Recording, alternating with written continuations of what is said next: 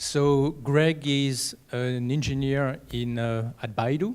So he is actually the lead of computer systems research at the Baidu Silicon Valley AI lab. And before that, he worked at NVIDIA, where he contributed to Volta. Yeah, thanks everyone for waiting until the end. Just give me a second to set up. I'm going to try a demonstration, and we're going to see if it works. Welcome to the International Symposium on Computer Architecture. Welcome to Trends in Machine Learning. Thank you for staying all the way until the end. Hopefully I can make this last talk worth it. Please allow me to introduce myself.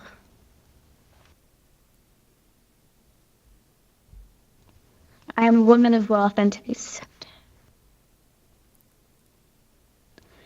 Getting here was not easy.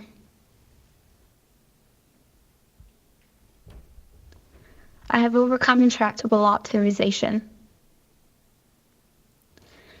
I have navigated an exponential number of local minimum.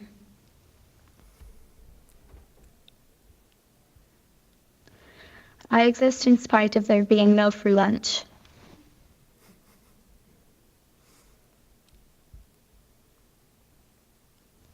I am mastering perception.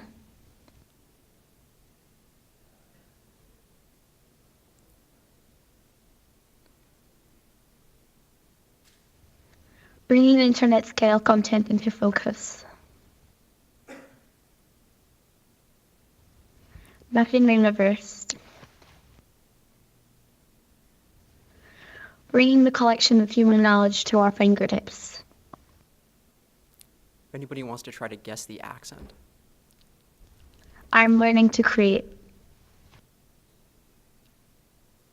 To create images.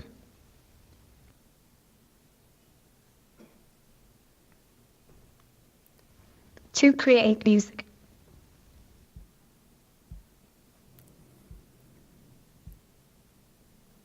I am learning to speak. I have been given a voice.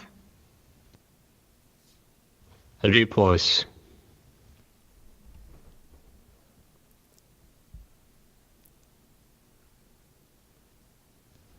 I'm like electricity, energizing one industry after another.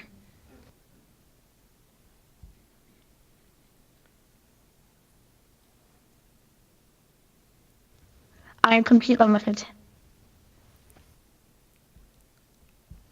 Faster computers allow me to learn from more data.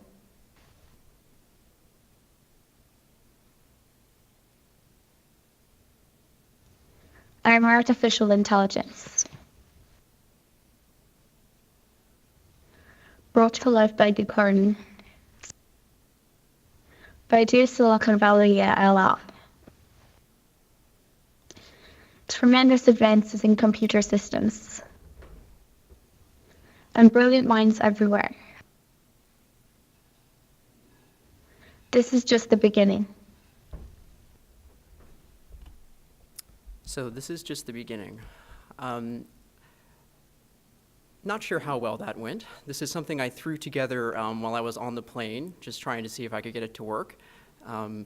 You have the maybe privilege of being the first people to hear deep voice, hear an introduction to a talk that was given by an entire end-to-end deep neural network producing speech from text. I tried to take an accent from a native Toronto resident. I'm not sure if that actually came across or not, but it was at least an attempt. So we're not all the way to the point where I can just get up here and type in some text and give the system my slides and have it give the talk for me, but maybe one step further in that direction. So let's see. There are a couple of things I want to do in this talk. It's going to be pretty short. It's going to be pretty simple. And then I'm going to let everybody go off and relax and enjoy the city. So I want to talk about three things here.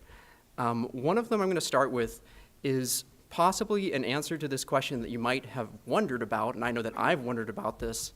To what extent does computing power matter for deep learning?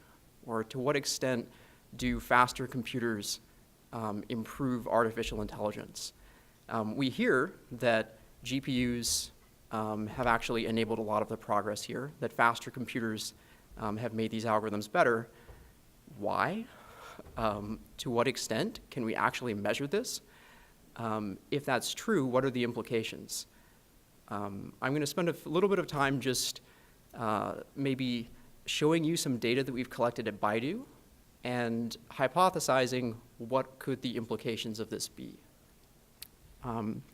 Secondly, assuming that we all believe the first part, that performance is important, what are ways of actually improving performance? What are the most promising directions ahead of us that can allow us to build faster computer systems? Maybe not in general, getting close potentially to the end of Moore's law. People in this audience are probably thinking, large performance improvements in general might be extremely difficult. I probably agree with that. Perhaps we can do better just for these algorithms. So we'll spend some time talking about that. And finally, we'll wrap up with just some perspectives from Baidu about new applications that are coming together, and they may not all be all the way there yet, but we're seeing the pieces fall into place. And so giving you a little bit of perspective on what you could see in the next few years in this area. So let's get started. So I'm going to make some assumptions. As Bill mentioned, when you're doing these kinds of limit analysis, you have to make some assumptions. And the assumptions, to some extent, are artificial, and you can often rip them down. But I'm going to make some just to help frame the argument here.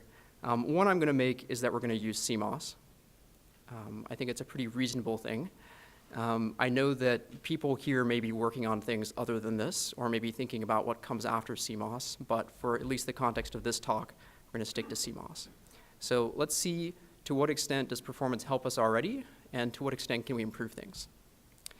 I'm also, just to set the stage a little bit more, there are a lot of things that we can do to improve these algorithms. Not all of them are performance. This talk is going to focus on scale or improving performance. It's not the only thing that you can do. I've listed a few other things that are clear directions for making further progress in speech recognition, computer vision, language understanding, many other fields in artificial intelligence. So things you can do are architecture search. We see lots of different models. You can create new data sets, you can tune data sets, you can do error analysis on data sets. We can change the way that we optimize our systems. We can change the optimization algorithms that we're using. We can also just think about the learning framework that we're using, and we can make changes to that. So across all of these, there is enormous headroom to improve these algorithms. This really is just the beginning. And now let's look a little bit, just focus a little bit on scale and see how far we can scale out these algorithms and scale up these algorithms. Okay, so I'm going to start with the assumptions. One of the assumptions is that we're going to eventually hit a power limit with CMOS. This is basically saying, we lost Dennard scaling to a large extent. We still have capacitance scaling to a small extent. We might consider this to get us to the point where we're in maybe handfuls of femtojoules per ops for low enough precision currently, and we might be able to push it down a little bit more. Eventually, this is going to run out of steam. But it's not terrible. We're still actually seeing improvements even out at the current nodes, even though they're getting smaller. This one is actually a little bit of a bigger one. I also don't want to imply that this is a fundamental limitation. This is just maybe an observation of basically gate delay for different technology nodes over time. This is from ITRS data. And basically we're seeing kind of a flattening out in more recent nodes. So I'm just making the assumption from the context of these projections that this is just going to flatten out and we're not going to get improvements in clock speed. I know that there are potential avenues for improving this. I would encourage people to work on these things. Those would have huge benefits. But I'm just going to assume, if this doesn't change, what can we still accomplish? Okay, one other thing I want to point out is this simple abstract model of what training looks like. We have a training data set. We're randomly sampling it. We form a mini batch. We push this through a model, we get some error signal, and then we determine how we're going to update our model, then we apply the updates to the model, and we repeat this. Importantly here, we get sequential dependencies in a few cases. We get one sequential dependence from the model update, and we get other sequential dependencies just between the normal data flow dependencies between operations in our model. So convolutional networks are fairly parallel. If they're very deep, they have more sequential dependencies. If we're using RNNs over very long time series data, we have even more sequential dependencies. And so I'm just taking all of these things put together and noting that the current algorithms will eventually be limited by latency. But how far does that really go? Okay, this other point. So the next point is, assuming that now we have some idea of we can continue to reduce energy a little bit, we might end up running out of steam with clock frequency scaling. To what extent are these performance improvements actually going to translate into benefits for algorithms? So I've asked around. As far as I can tell, there's a little bit of theory that suggests that we should get performance benefits with improved data sets, training larger models on larger data sets, just being able to better fit the data. The guarantees on this are actually pretty weak from the theoretical perspective. So what we're actually doing here is we're looking at what do we get on realistic data sets. So we conduct this experiment over 3 types of data sets. I'm showing one of the figures here because it's most clear here. We've also conducted this for vision applications and language modeling applications. So we plot hours of audio against the error rate, and we see something like constant factor reductions for constant factor increases in data set size. So we can, over 3 orders of magnitude, in actually all 3 of these application domains, we see something like between a 30% reduction to about a 50% reduction, depending on the application, moving up orders of magnitude in the data set size. So basically what we're saying is, if you're doing nothing else, you probably have a way of improving speech recognition accuracy, language understanding, translation systems, recommendation systems by just scaling things up, which is really, really important. It actually is a really important message for this community. There's always been a focus on performance optimizations. The bug really likes me. And now you actually have a way of translating that into applications. You don't have to ask to what extent do people actually care about performance. There's a direct translation from improvements in performance to improvements at the application level. Okay. We've also looked at, so scaling up the data set size is one thing. As we scale up the data set size, we expect to have to increase the model size in order to absorb all of that data. The theoretical result here is that in the worst case, if the data set is random, this should be no worse than linear. In practice, we observe something closer to square root scaling with data set size. These are all observations, not actual projections. So now with all of these things together, we can actually look into some really interesting limits. These give us some pretty interesting upper bounds on how well we could do with existing technology or technology that we should be able to build in the near future. So I'm starting here with the speech recognition data set that we use for deep speech on the left here, kind of moving over. This is the base data set. The middle column is the augmented data set. So this is just making modifications or mixing in noise or performing transformations. So the initial training set size was about 2 years or 2.7 years of continuous audio. The augmented data set that we actually trained the model on is more like 50 years, substantially longer than a person would ever hear in their life, or that a person would hear before they learn to speak or to understand speech. If you look at where do the limits actually come in, it turns out the thing that limits you here is latency, latency of updates to the model. Imagine, I just want to put in perspective here, this is a completely unrealistic system. This is the upper bound of what you could possibly do. This is, imagine a football field laid flat with silicon all of the weights resident in the whole thing. It's going to be enormous and infeasible, but I think it's still interesting. So it's 6 orders of magnitude bigger. You can train on an enormously larger data set than people can ever see in their lifetimes, and that we're currently training models on today. So there's actually a huge room to continue improving performance here. So let's look at actually I'm just going to keep that up there for a second. It ends up being about 100 billion hours. It ends up being about 50 million years of continuous audio.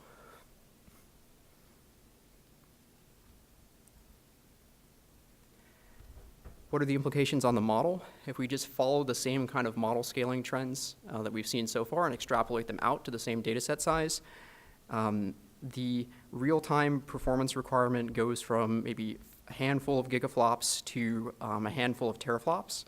The number of parameters does not scale up that big. 70 billion is big, but this is something like 70 gigabytes in the large enough model to absorb the 50 million year data set.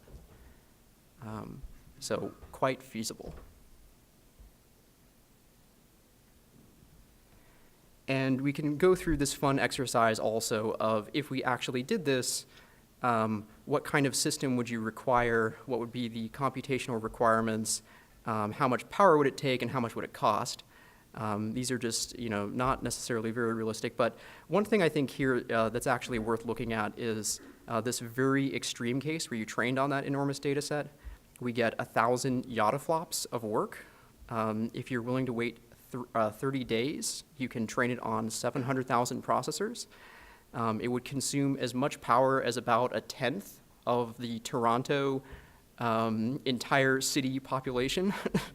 It would be about the same as the San Francisco complete power draw for the entire city. It would cost you $20 million to train one model in power. One thing I think that's interesting here, when we think of these extremely large-scale, extremely unrealistic experiments that we could do as a civilization, this one's not that expensive. This one's, substantially cheaper than a fusion reactor. Just saying. Okay, so the main point I'm trying to make here is that there is an enormous headroom. I don't know what just happened there. Let's go. Okay, so there's an enormous headroom. We're not going to get 6 orders of magnitude anytime soon, but maybe we can get 1 or 2 in the near term.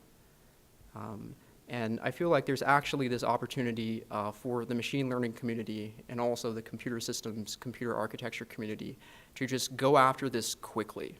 Just realize these 1 or 2 orders of magnitude performance improvements and then apply the implications of that to all of the applications that are being built on top of these hardware platforms.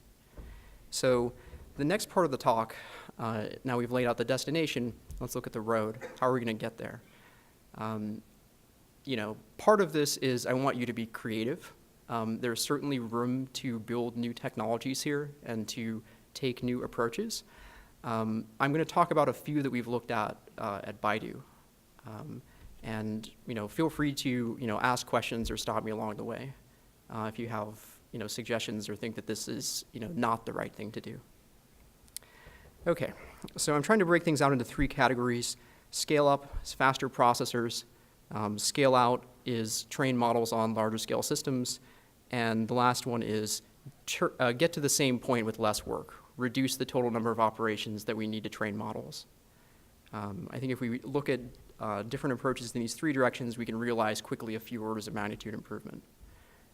So I've tried to put a target here. This is if you built a chip today, you did it in most of the math in low precision, you put most of the energy into the math units. We took a few more steps in terms of technology scaling. Maybe we can get to 5 petaflops in 300 watts. It's a stretch goal. Large supercomputers, I think, right now are around 10,000 processors. The largest systems that people in this room have probably seen are probably bigger than that. But let's use 10,000 as a starting point. Okay, so I'm just going to go through these things kind of one at a time. Let's look first at low precision training. This slide really is just trying to show the difference between what we were doing 3 years ago, what we're doing kind of on the ground day-to-day at Baidu in 2017, and our prediction, what will we be doing in 3 more years. So I think the conclusion that we've come to is that we don't need double precision. It's actually an interesting point that a lot of GPUs or a lot of hardware design several years ago, not considering AI, was thinking double precision, quad precision. Clearly, we don't need that for AI. It's, everybody trains models in single precision now.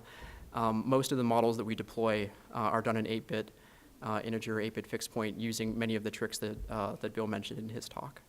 Just straight 8-bit integer usually doesn't work very well.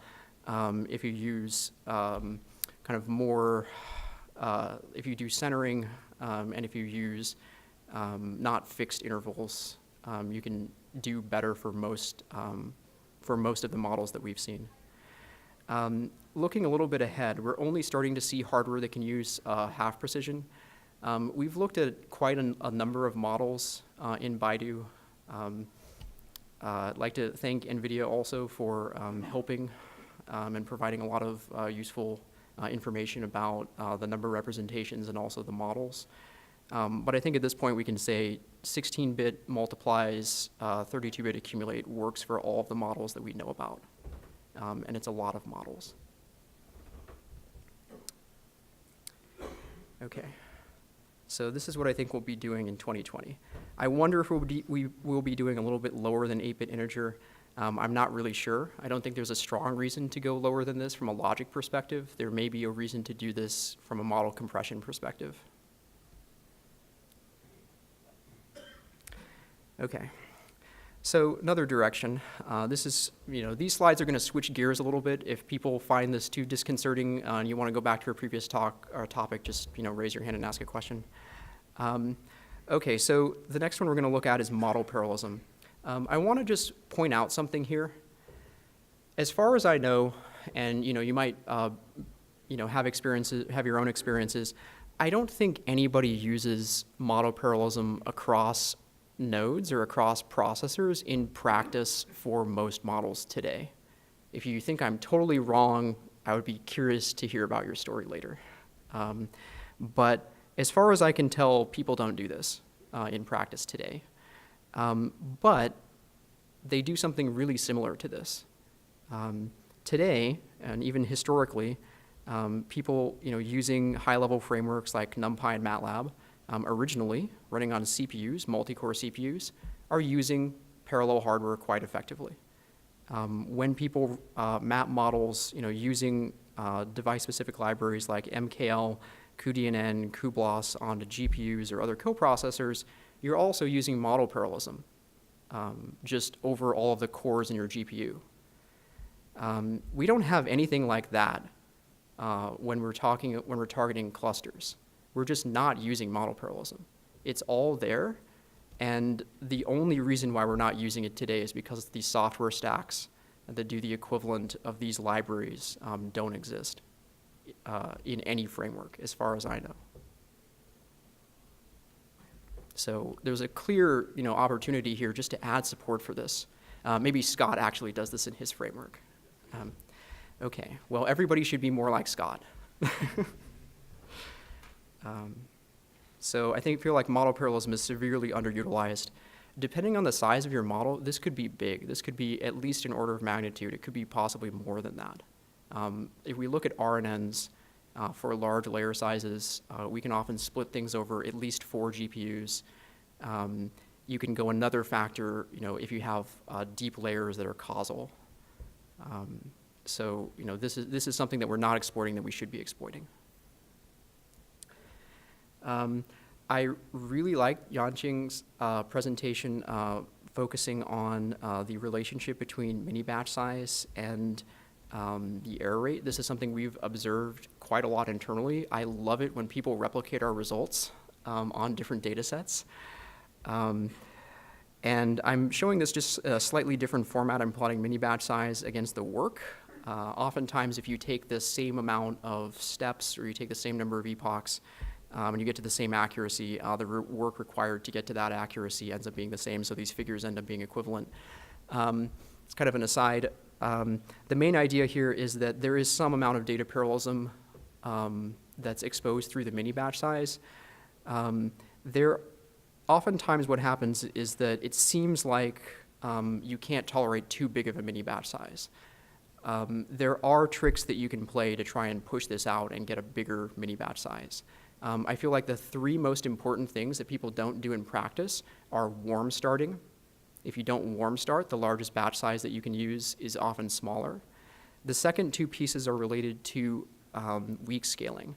It seems like batch size, the max batch size that you can use without affecting computational work scales weakly with the model size and also the data set size.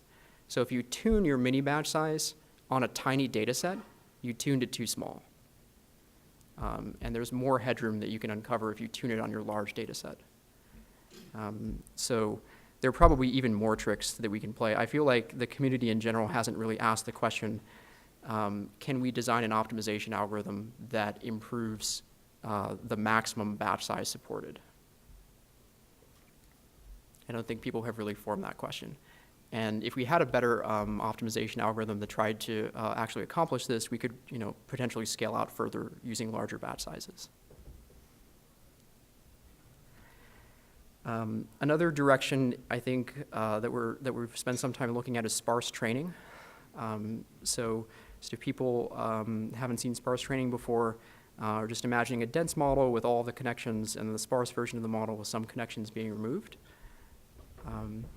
We find that similar to fully connected layers, we can often get 90% to 95% sparsity for large RNN layers. This applies to all types of RNN layers that we've seen for speech recognition and language processing.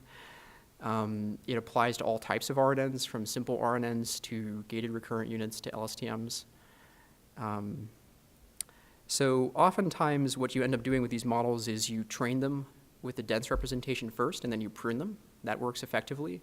We've had some success having a hybrid model where we actually do a transition starting from a dense representation for the beginning of training, and then over the course of the training process transitioning to the sparse representation. This works pretty well.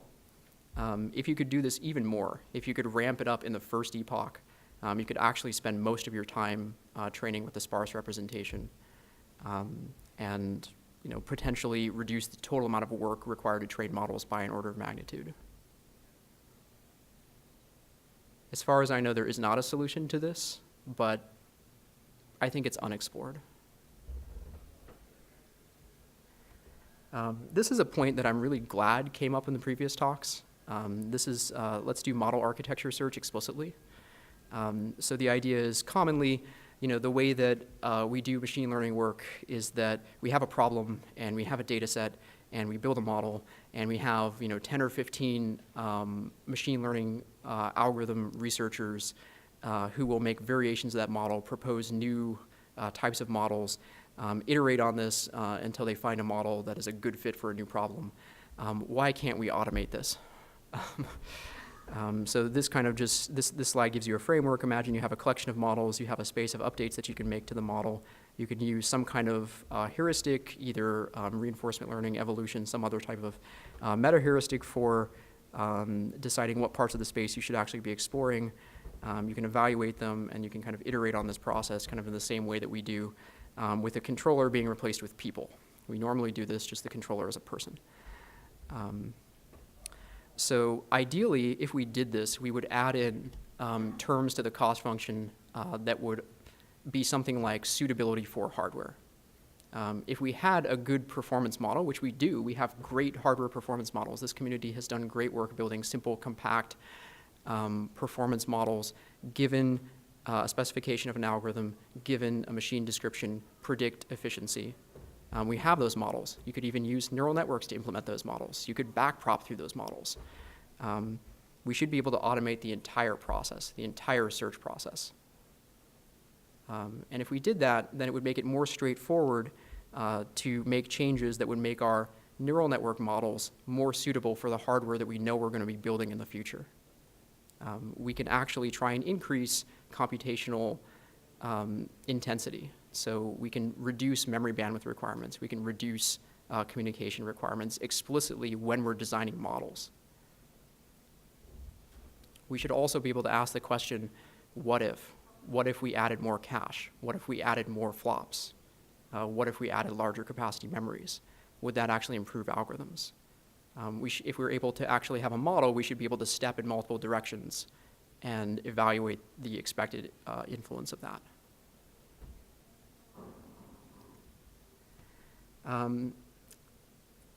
One thing I feel like is really important given this relationship between the algorithm level performance and the performance of hardware is just having a communication interface between the two communities, the communities of people who are building algorithms and the people who are building hardware. One thing that we've tried to do to support this at Baidu is to build deep bench. We think of deep bench as trying to be like spec for deep learning. It's really hard to benchmark complete applications.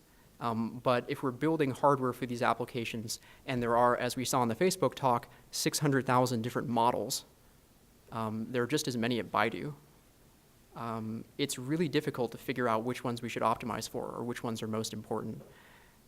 We're trying to build deep bench to collect all of the kernels that we know about.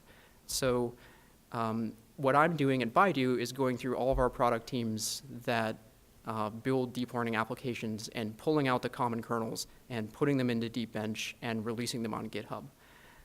I'd like everybody to participate in this. I would be, super happy if Google contributed kernels, if Facebook contributed kernels, if Amazon contributed kernels. Everyone who's building applications contributed kernels to this. And we kind of built collectively as a community a set of kernels that we agree represents the important deep learning workloads and that we'll spend time optimizing hardware for. I think it'll make everybody's life better.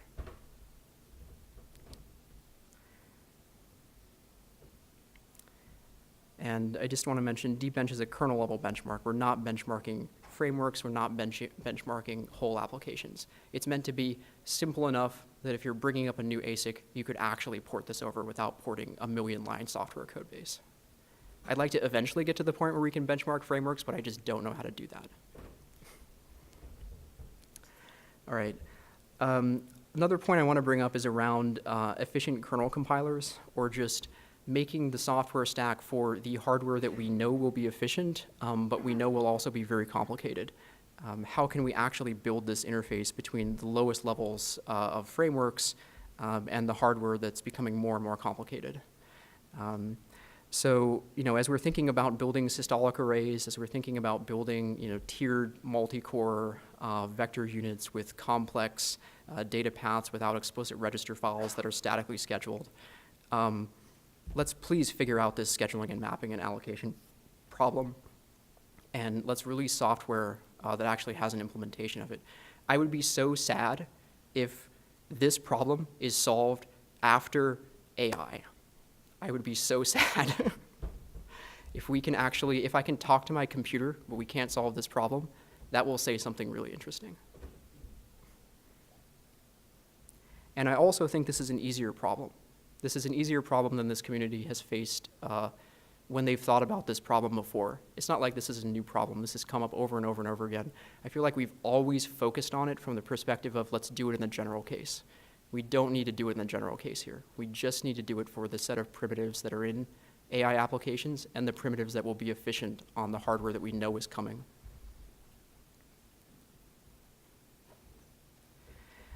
So as a test to see if we can actually accomplish that, I think it would be great to try to compile a persistent WaveNet kernel.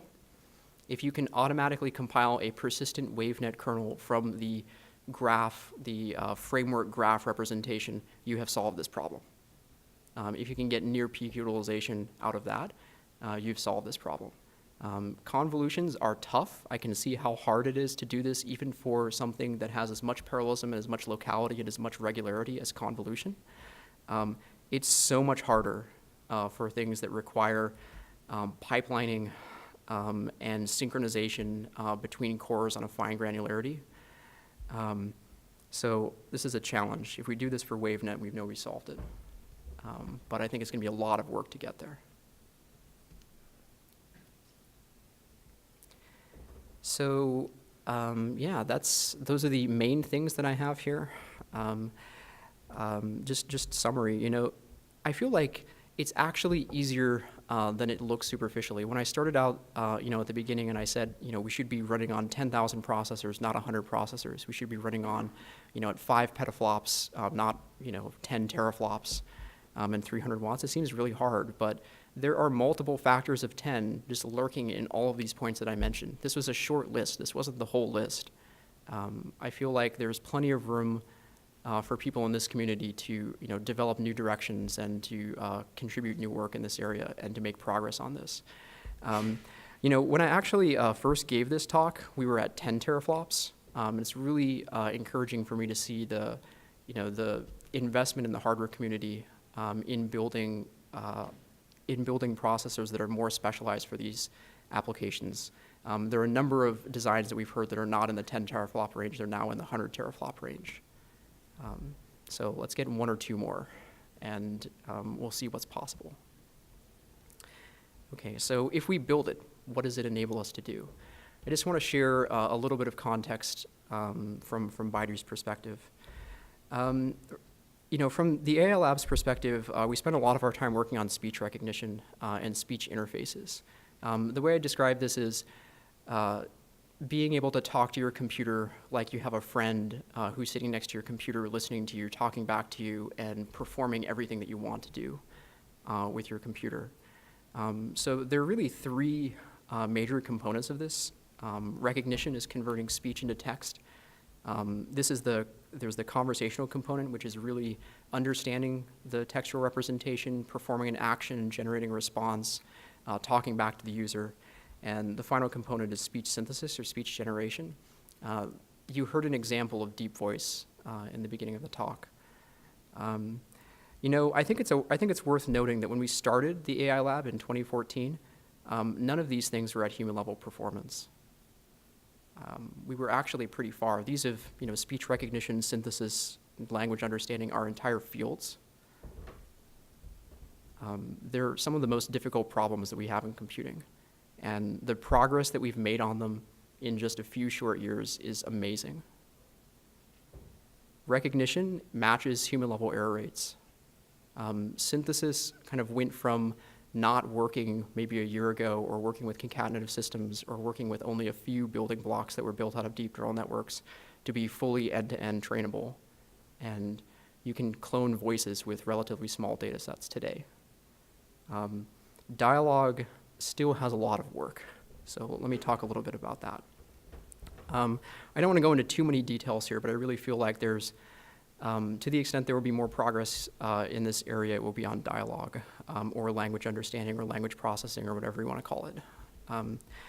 So really there are 2 components of this that make it difficult, beyond just the text generation component, which is difficult in of itself. It's also important to have context.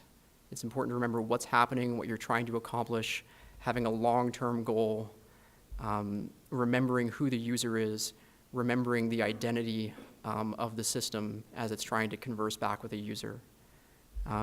It's also important to have this interact with other components. Really, a dialogue model can't contain all of the world's knowledge in itself. It can't interface with your email. It can't interface with your calendar or your music system internally with a just big end-to-end neural network. It has to interact with the other systems that we already have available in cloud and mobile devices. And so this problem of how do we go from a textual command to a plan to actually have a step-by-step solution to that plan that generalizes to new applications is a large open problem in this space. But there is progress on this. I feel like natural language processing has been a little bit slow compared to vision and compared to speech recognition. But the same techniques that have worked well in speech and that have worked well in vision are starting to be applied here too. And so we're also seeing rapid progress in many of the sub-problems in language understanding. And this is, there's one thing I want to leave everybody here with. We're not anywhere near the end of seeing the implications of deep learning. When I started looking at these problems, one question that I had was, will this apply outside of vision? And I think clearly the answer is now, it's hard to think of an application that this won't apply to. And really, we're not in want of applications that we can try applying this to. We don't have people. We have large amounts of attention being paid to this across the community, but I feel like if we take all of the people who are skilled and have the experience required to train these models and deploy them and map a new application using them, we very quickly run out of people. And so I feel like there's a huge opportunity to kind of pick up these open problems that aren't being worked on and just apply the methods that already work well in the fields that we're more readily comfortable with. And if you don't want to do that, it's still super valuable to build systems and programming systems and more general machine learning algorithms, but expect the applications to change. There is going to be expansion into this area, and the applications, we've already seen a huge amount of diversity. The world is bigger than just convolutional neural networks, and we'll start seeing those things making their way down into frameworks, into the software stacks, into hardware, as these applications are built. And I hope everyone here will contribute to building pieces of this. So that's it. We reached the end. I won't keep you from seeing the town, getting some dinner. We've talked about just maybe the open-endedness, the potential for improving the scaling up these systems much larger than we've done before. We talked about a few techniques to do it, and we've talked about some of the ideas, some of the things that we can build in the future. I'll be happy to take your questions. Thank you.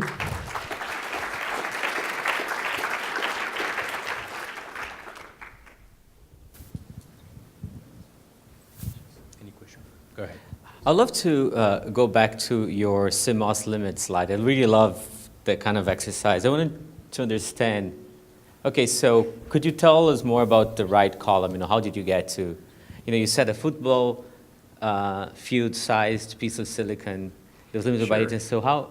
So it's basically just taking this simple performance model and looking at what would be the limitation that you'd run into first, and then backing out if you ran into that limitation, how far would you get? So the limitation, the thought is you would run into first here. We actually looked at a number of different things, but what it turned out you would run into is just the sequential dependence in the update. That if you did most operations, and it's not actually that unrealistic of an assumption. So the idea here is, imagine you have a model and you've basically laid it out in hardware and you've scheduled it such that the dependencies between updates to the model occur no faster than the clock rate. I see. So you're looking at forward propagation through the model being limited by sequential dependencies. Most layers actually have an enormous amount of parallelism in them.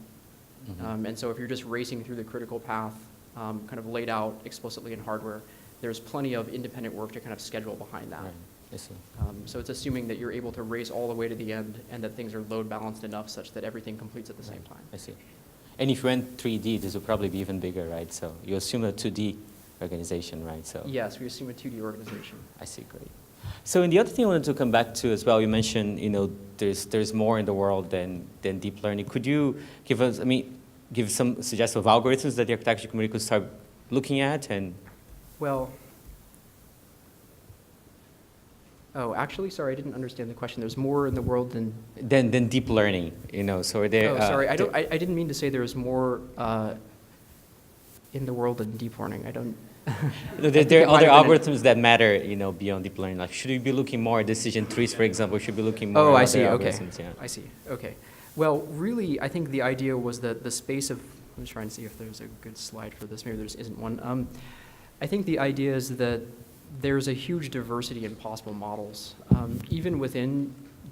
We think of one component of learning algorithms as just the model selection problem. Like, what model are we using? Are we using a convolutional network, a recurrent network, a decision tree, linear regression? What is the model of the function that we're trying to approximate? I think if you look at the recent work in even deep learning, there's a huge diversity of models. I think things did start out mostly being convolutional networks. I think there was a consequence of things starting out mostly in the vision applications. Things have, as things transitioned, there's more focus on speech, audio data, more focus on text data. Recurrent neural networks became more widely used. There are many other components. So there are various forms of recurrent neural networks. There are things like attention. There are things like merged attention and convolution. There are things like memory architectures. There's a huge diversity in the algorithms that are being proposed. And so, I don't think that we want to build just a system that's optimized well for one class of these algorithms, because for one thing, design times in hardware being as long as they are, the ground will shift underneath our feet by the time things come out. And it will also constrain the set of applications that can run on it, on our systems to some small subset of the bigger space that we actually want to explore.